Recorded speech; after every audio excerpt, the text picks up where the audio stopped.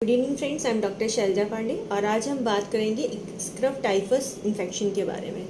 आजकल सुनने में आ रहा है कि स्क्रब टाइफस नाम का बड़ा अजीब संक्रमण जो कि उड़ीसा एंड हिमाचल प्रदेश में उसके काफ़ी केसेस भी पाए गए और उसमें कई लोगों की डेथ भी हो गई। इसमें हाई ग्रेड फीवर की कंडीशन हो जा रही है पेशेंट में और उससे लोगों को परेशानी बहुत ज़्यादा हो रही है। सबसे बड़ी बात है कि स्क्रब टाइफस आखिर फैलता किससे है। स्क्रब जो टाइफस है वो एक घुन है, उससे फैल रहा है।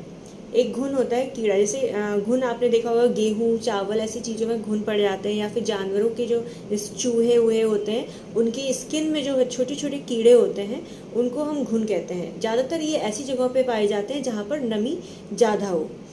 आजकल काफ़ी टाइम से बारिश बहुत ज़्यादा जिन जिन जगहों पे हो, जैसे हिमाचल प्रदेश में बहुत ज़्यादा बारिश हुई थी, उड़ीसा में बहुत ज़्यादा बारिश हुई थी, तो जहाँ जहाँ बहुत ज़्यादा समय से बारिश हो रही थी ऐसी जगहों पे ये संक्रमण ज़्यादा हुआ है। ठीक है, तो उसमें एक जो घुन है उसमें एक बैक्टीरिया है जिसका नाम क्या है।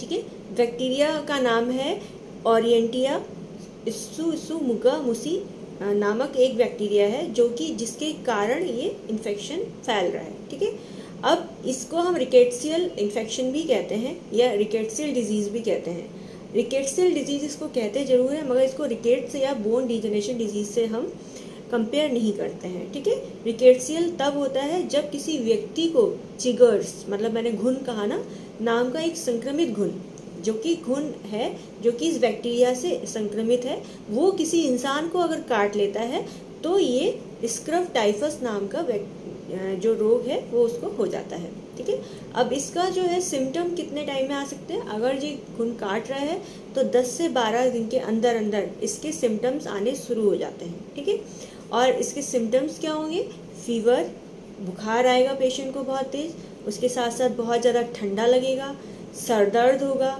लिम्फ नोड्स में स्वेलिंग आ जाएगी, बॉडी एक, शरीर में दर्द होना, जॉइंट्स पेन, जोड़ों में दर्द हो जाएगा, स्किन एलर्जी, स्किन में चकत्ते जैसे पड़ जाएंगे। और अगर इसका इलाज आप नहीं कराते हैं, प्रॉपर तरीके से इसका ट्रीटमेंट नहीं होता है, अगर हम इसकी डायग्नोसिस अच्छे से नहीं कर पाते हैं तो फिर ये हमारे रेस्पिरेटरी ट्रैक्ट, किडनी और ब्रेन को भी अफेक्टेड कर सकता है और उनको डैमेज कर सकता है। ठीक है, दूसरी बात, इसमें आप टेस्ट क्या कराएं। सबसे बड़ी बात है टेस्ट क्या कराना है। तो इसमें फर्स्ट टेस्ट एलिसा टेस्ट कराएं, जिसे हम एंजाइम लिंक्ड इम्यूनोसॉर्बेंट ऐसे कहते हैं, ELISA test, IFA test, immuno fluorescence ऐसे, मतलब इसमें IFA टेस्ट कराएं, ICT टेस्ट कराएं, PCR polymerase chain reaction test होता है उसको कराएं।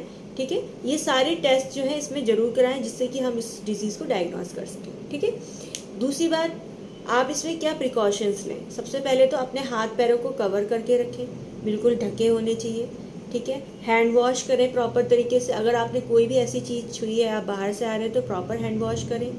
दूसरी बात, झाड़ियों में नमी वाली अगर जगह पर जा रहे हैं तो अपने पैरों में ऐसे जूते पहने लाइक दैट, जैसे बूट्स ऊपर तक जो आपके पैरों को कवर करके रखें, अपनी बॉडी को कवर करके रखें। अगर आप पार्क लेके जा रहे हैं बच्चों को तो आप बच्चों को अपने आप को दोनों को ही कवर अप करके रखें, हाथों में फुल स्लीव्स के, पैरों में ऊपर तक के जूते, इस तरीके से चीज़ें पहना कर रखें। ठीक है, दूसरी बात, इसका इलाज ट्रीटमेंट क्या है। देखिए, ट्रीटमेंट अभी न्यू ये आया है, तो ट्रीटमेंट में जो है इसमें एंटीबायोटिक्स भी बहुत अच्छा काम कर रही हैं।